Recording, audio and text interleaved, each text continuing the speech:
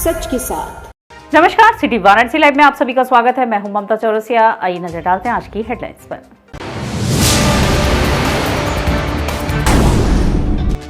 Tractor की चपेट में आने से मरवाड़ी थाना के समीप साइकिल सवार की मौत, विरोध में हुआ चक्का जाम। रामनगर सड़क चौड़ीकरण अभियान के तहत तोड़फोड़ का पुनः लोगों ने किया विरोध, कहा बिना मुआवजा के भवनों का किया जा रहा है ध्वस्तीकरण। वेद व्यास के दरबार में श्रद्धालुओं की उमड़ रही है भीड़, माघ पर्यंत पूजन अर्चन का है विधान। और काशी के कोतवाल बाबा काल भैरव का भव्य वार्षिक श्रृंगार, विभिन्न प्रकार के पकवान मिष्ठान और मदिरा का लगा भोग। और अब खबरें विस्तार से। मरवाड़ी थाना क्षेत्र में एक ट्रैक्टर के चपेट में आने से 38 वर्षीय साइकिल सवार युवक की मृत्यु हो गई। मरवाड़ी थाना से थोड़ी दूरी पर सोमवार को ट्रैक्टर की चपेट में आने से साइकिल सवार की मौत हो गई। घटना से नाराज लोगों ने मरवाड़ी थाने के समीप चक्का जाम कर दिया, इससे आवागमन बाधित हो गया। सूचना के बाद पहुंची पुलिस ने समझाकर लोगों को शांत कराया, साथ ही घटना के लिए जिम्मेदार ट्रैक्टर चालक को जल्द से जल्द गिरफ्तार करने का भरोसा दिलाया। शिवपुरवा निवासी विमलेश कुमार गैस एजेंसी में ट्राली चालक था। रोजाना की भांति सोमवार की सुबह वह ड्यूटी पर जा रहा था। जैसे ही मरवाड़ी थाने के समीप पहुंचा, तभी बेकाबू ट्रैक्टर के चालक ने धक्का मार दिया। इससे गंभीर रूप से घायल हो गया और मौके पर ही उसकी मौत हो गई। घटना की सूचना के बाद गैस एजेंसी के मजदूर और मृतक के परिजन घटनास्थल पर पहुंचे। घटना से नाराज परिजनों ने मरवाड़ी थाने के पास मार्ग पर चक्का जाम कर दिया। इससे वाहनों का आवागमन बाधित हो गया। मौके पर थाना प्रभारी भरत उपाध्याय दल बल के साथ पहुंचे। परिजन आरोपित ट्रैक्टर चालक की गिरफ्तारी की मांग कर रहे थे। पुलिस ने समझाकर लोगों को शांत कराया, वहीं शव को पोस्टमार्टम के लिए भेज दिया। घटना से पत्नी को गहरा सदमा लगा है, रो रो कर उसका बुरा हाल हो रहा। विमलेश के 2 पुत्र हैं। जो साइकिल से जा रहा था उसका अज्ञात वाहन से एक्सीडेंट हुआ है और एक्सपायर हो गया है। मौके पे हम लोग पहुँचे हैं। FIR दर्ज हो गई है, अग्रिम कार्रवाई हो रही है, की जा रही है। इसमें ट्रैक्टर पे नंबर भी नहीं लिखा था, हर जगह पर CCTV वगैरह चेक करवाए जा रहे हैं, हो जाएगा, ट्रेस आउट कर लेंगे जल्दी उसको। रामनगर सड़क चौड़ीकरण का कार्य अब तक शांतिपूर्ण तरीके से चल रहा था। अचानक से सोमवार को बुलडोजर द्वारा तोड़फोड़ होने से स्थानीय लोग भी सख्ते में आ गए। बड़ी मुश्किल से लोगों को समझा बुझाकर मामला शांत कराया गया। रामनगर में सड़क चौड़ीकरण की जद में आए चिन्हित भवनों को ध्वस्तीकरण का काम पिछले 3 दिनों से शांतिपूर्वक तरीके से चल रहा था, लेकिन सोमवार को लोक निर्माण विभाग के कर्मचारी बुलडोजर के साथ दिन में साहित्य नाका मोड़ पहुंचकर जैसे ही तोड़फोड़ की कार्यवाही करने लगे, इतने में स्थानीय लोगों ने जमकर बवाल काटा। बड़ी संख्या में लोग बुलडोजर के आगे खड़े हो गए और प्रशासन विरोधी नारे लगाने लगे। प्रदर्शनकारियों का कहना था कि उनके भवनों को बिना मुआवजा के ही तोड़ा जा रहा है, जबकि पिछले दिनों अधिकारियों द्वारा आश्वासन दिया गया कि मुआवजा मिलने के बाद ही भवनों को तोड़ा जाएगा। बाद में अधिकारियों द्वारा समझा बुझाकर मामला शांत कराया गया।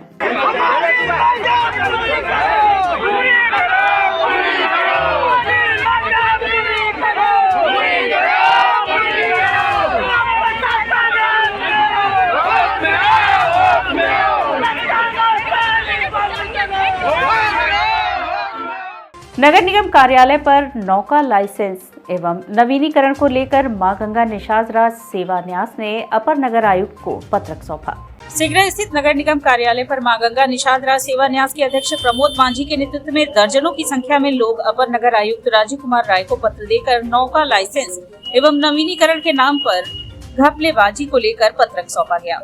मां गंगा निषाद राज सेवा न्यास समिति के अध्यक्ष प्रमोद मांझी ने कहा कि जैसा कि पूर्व में ही मां गंगा सेवा न्यास एवं नगर निगम के उच्च अधिकारी लोग द्वारा पहले ही तय किया गया था कि अगर कोई मांझी नया नाव का लाइसेंस बनवाना चाहता है तो मां गंगा सेवा न्यास के पैड पर उनको लाना पड़ेगा एवं मुक्त घाट के 5 जायज मांझी लोगों का दस्तखत एवं मोबाइल नंबर लिखा रहेगा। लेकिन इधर नवीनीकरण के नाम पर घपलेबाजी की जा रही है एवं बिना न्यास के सहमति पत्र के लोगों के नए नाव को पुराने नाम के नाम पर नवीनीकरण कराया जा रहा है, जो कि समाज के लिए काफी घातक हो सकता है, क्योंकि ऐसे में गैर मांझी लोगों के नाव का लाइसेंस बनने का खतरा है। अब जायज मांझी समाज के लोगों के पास ही इतना नाव है कि हम लोगों को आए दिन तू मैं होता रहता है। अगर एक भी नाजायज मांझी का नाव का लाइसेंस बना तो सैकड़ों की संख्या में लोग आसरे में बैठे हैं। पूर्व में ही नाव बांधने को लेकर अनेकों आपसी लड़ाइयां एवं हत्या हो चुकी है। अगर आगे किसी भी नाजायज माझी समाज के लोगों का लाइसेंस बनाया गया तो होने वाले किसी भी अप्रिय घटना का जिम्मेदारी नगर निगम का होगा। नगर निगम में आए थे कुछ लाइसेंसीकरण में गड़बड़ी, जो लाइसेंसीकरण की गड़बड़ी की बात करने के लिए हम आए थे और यहाँ पर हमने पत्रक भी अपने अनुज्ञप्ति अधिकारी जी को भी दिया है और राजीव जी को और महापौर जी से भी हमने बात की। अंत में यहाँ पर ये बात जाके तय हुआ है कि आगे हम लोग एक बड़ी बैठक करेंगे और बैठक में कुछ उनकी कुछ अपनी सारी बातों का जायज़ा लेना है, क्योंकि बहुत सारा लाइसेंसीकरण जो गड़बड़ी हो गया है उसको सुधार करने की बात की गई है और यहाँ तक कि CNG करण कराने की भी बात की गई है। तो हम तो तैयार बैठे हैं, क्योंकि हम जानते हैं कि CNG से हमारे गंगा जी में प्रदूषण कम होता है। हम तैयार बैठे और हमने इनसे कहा है कि अगर हमारे नाव के लिए उपयुक्त इंजन अगर ये देंगे तो हम CNG करण करवाने के लिए तैयार हैं। रविवार को पराणकर भवन में उत्तर प्रदेश स्वर्णकार समाज एसोसिएशन द्वारा सद्भावना यात्रा निकाली गई व सम्मान समारोह संगोष्ठी का आयोजन हुआ। रविवार को उत्तर प्रदेश स्वर्णकार समाज एसोसिएशन वाराणसी के द्वारा सद्भावना यात्रा एवं सम्मान समारोह संगोष्ठी का आयोजन पराणकर भवन में हुआ, जिसके अंतर्गत सम्मान और विचार संगोष्ठी व स्वजातीय आयोजन किया गया। उत्तर प्रदेश स्वर्णकार समाज एसोसिएशन वाराणसी टीम के संगठन के सभी पदाधिकारी और सदस्य रक्तदान वीर के रूप में जो संगठन के प्रति 24 घंटा सामाजिक कार्य के लिए साथ खड़े रहते हैं, जिससे संगठन को बल और मजबूती प्रदान होती है।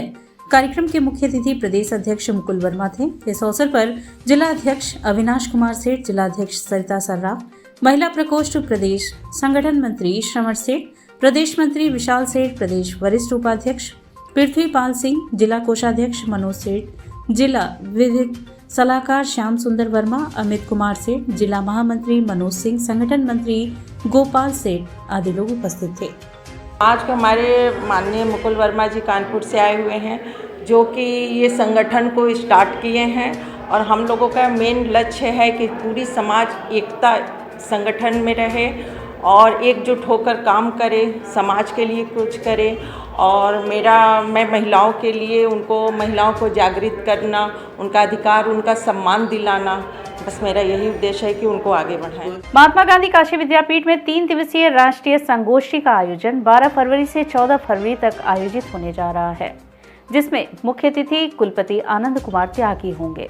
वाराणसी के महात्मा गांधी काशी विद्यापीठ में 3 दिवसीय राष्ट्रीय संगोष्ठी 12 से 14 फरवरी का आयोजन किया जा रहा है, जिसमें मुख्य अतिथि के तौर पर महात्मा गांधी काशी विद्यापीठ के कुलपति आनंद कुमार त्यागी शामिल होंगे।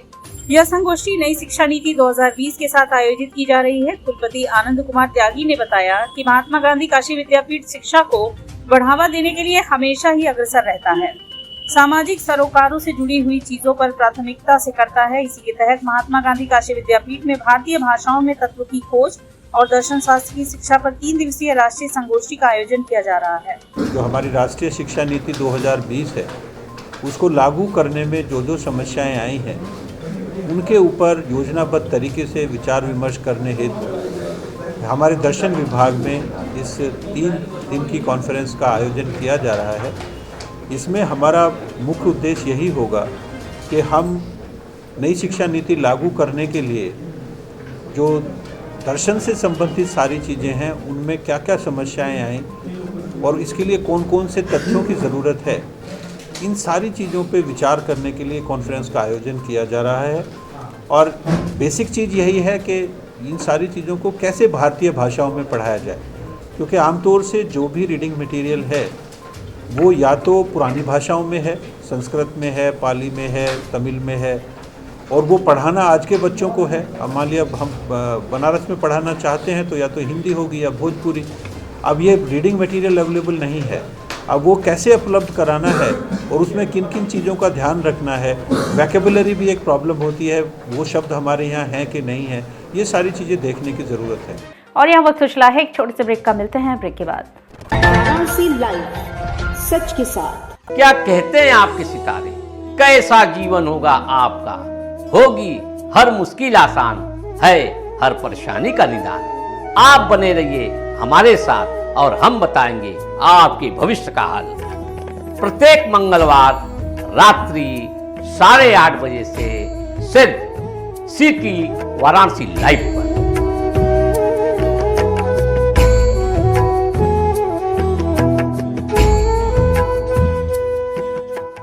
वाराणसी लाइव सच के साथ। और ब्रेक के बाद पुनः आपका स्वागत है। माघ मास में शिवनगरी काशी की सीमा पर साहूपुरी क्षेत्र स्थित वेदव्यास मंदिर में लोगों ने शीश नवाया। ऐसी मान्यता है कि 12 मास के पूर्ण फल तभी प्राप्त होंगे जब माघ मास में वेदव्यास जी के दर्शन पूजन भक्त करेंगे। शिव की नगरी काशी की सीमा पर चंदौली के साहूपुर में स्थित वेदव्यास के दरबार माघ मास में श्रद्धा की फुहार से भीग रहा है। इस पौराणिक मंदिर में माघ पर्यंत पूजन अर्चन का विधान है। श्रद्धालु पूरे महीने यहाँ आते हैं।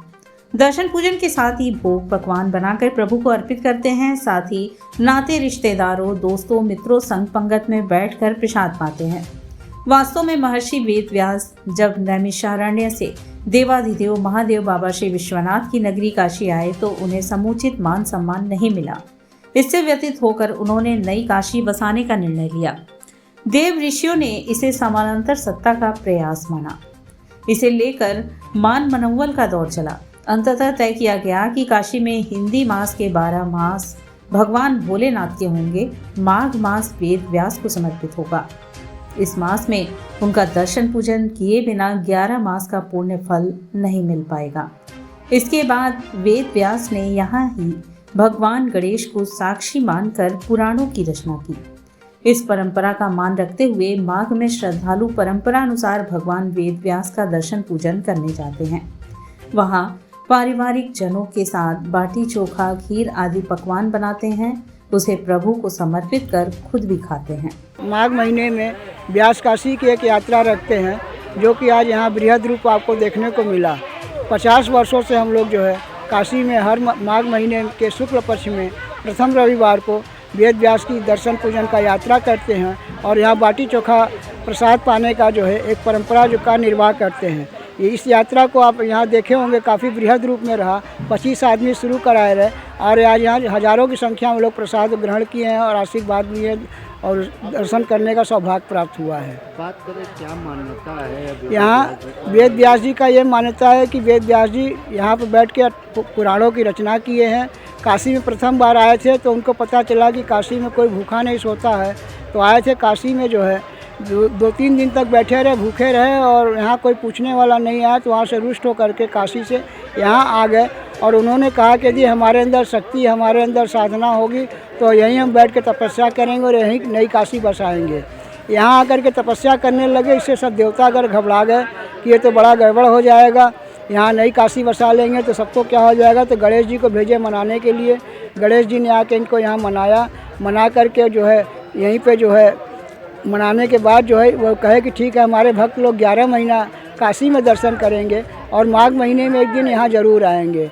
तो काशीवासी यदि काशी में रह करके 11 महीना विश्वनाथ जी का दर्शन करते हैं और माघ महीने में एक दिन इनका दर्शन नहीं करते तो 11 महीना किया हुआ उनका सब व्यर्थ हो जाता है, ऐसा लिखा हुआ है। उसमें एकादशी और सोमवार को छोड़ करके यहाँ की मान्यता है।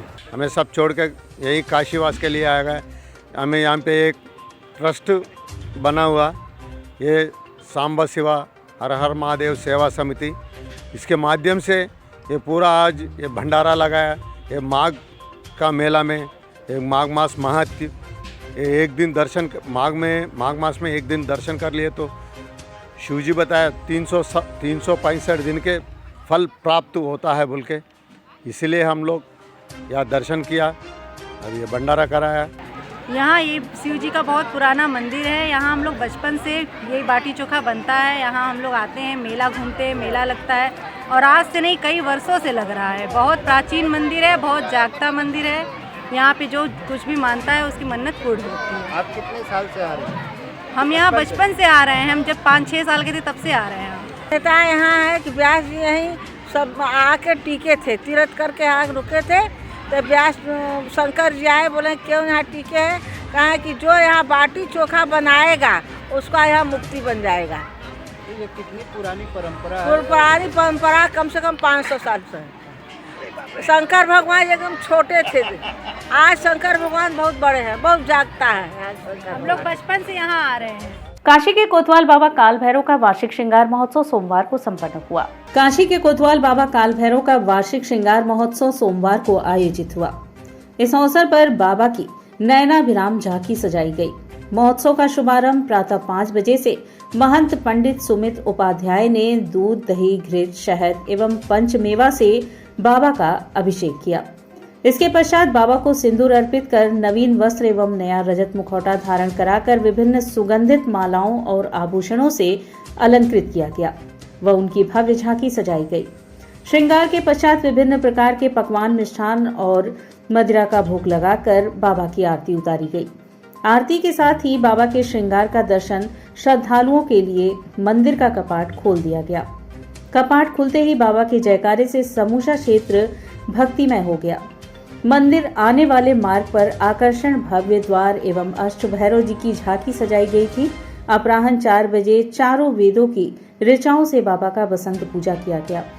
अपराह्न से शुरू हुआ दर्शन पूजन एवं भंडारे का क्रम देर रात तक चलता रहा। मध्य रात्रि में 1.25 लाख बत्तियों से बाबा की महाआरती की गई। इस अवसर पर बाबा का दरबार कामिनी की पत्ती और देशी विदेशी फूलों से जहां अलौकिक हो रहा था, वहीं मंदिर आने वाले मार्गों में आकर्षण सजावट की गई थी।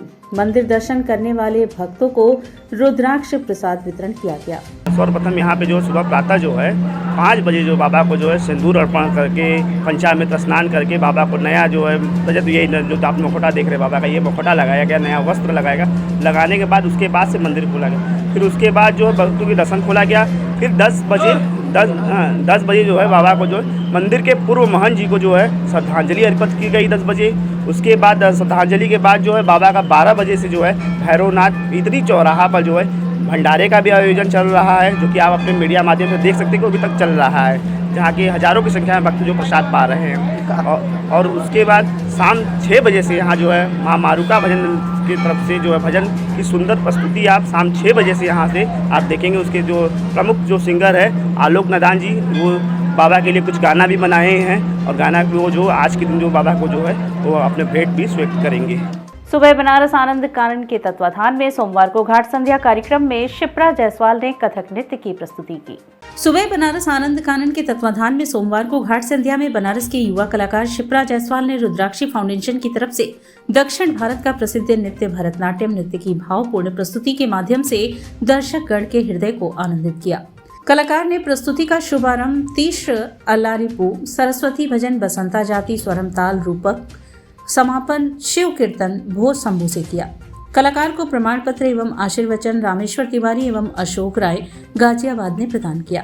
कार्यक्रम का संचालन सीमा केसरी ने किया। इस अवसर पर डॉक्टर A.K. भट्ट, पंकज गुप्ता, अवतांश जायसवाल, विकास, नेहा, सुहाना सहित भारी संख्या में दर्शकगण उपस्थित रहे।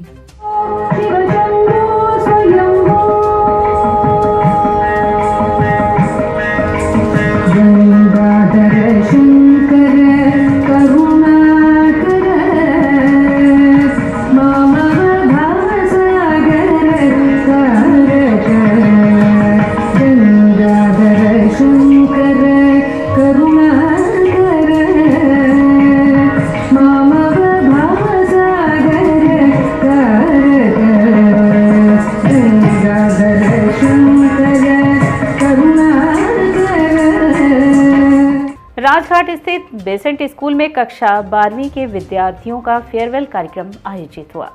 राजघाट बेसेंट स्कूल में रविवार को कक्षा 12 के विद्यार्थियों का फेयरवेल कार्यक्रम आयोजित हुआ। मां गंगा के किनारे स्थित कृष्णमूर्ति फाउंडेशन द्वारा संचालित अपने तरह के अनूठे और प्राकृतिक के सानिध्य में ज्ञान देने के लिए प्रसिद्ध राजघाट बेसेंट स्कूल के विद्यार्थियों ने भावुक पलों के साथ अपने स्कूल यात्रा के जीवन काल का अनुभव साझा किया। कार्यक्रम का कुशल संचालन करते हुए अंजलि दी और मेघना दी ने अपने ही अंदाज में विद्यार्थियों को जीवन में आगे बढ़ने की प्रेरणा दी। खेल प्राध्यापक दीपक ने भी विद्यार्थियों को प्रेरणा वचन दिया। डायरेक्टर कुमार सर ने अमित के साथ सुर में सुर मिलाकर विद्यार्थियों को शुभकामनाएं दी। विद्यार्थियों ने भी अपने विदाई के उपलक्ष्य में गीत, कविता और वाद्य यंत्रों के माध्यम से सभी से आशीर्वाद प्राप्त किया। इस अवसर पर प्रधानाध्यापिका आशिया, कोऑर्डिनेटर सहित विद्यालय के अध्यापक, अध्यापिकाएं और विद्यार्थी मौजूद रहे। और इसी के साथ सिटी वाराणसी लाइव का यह प्रसारण यही समाप्त होता है। ममता चौरसिया को दे इजाजत।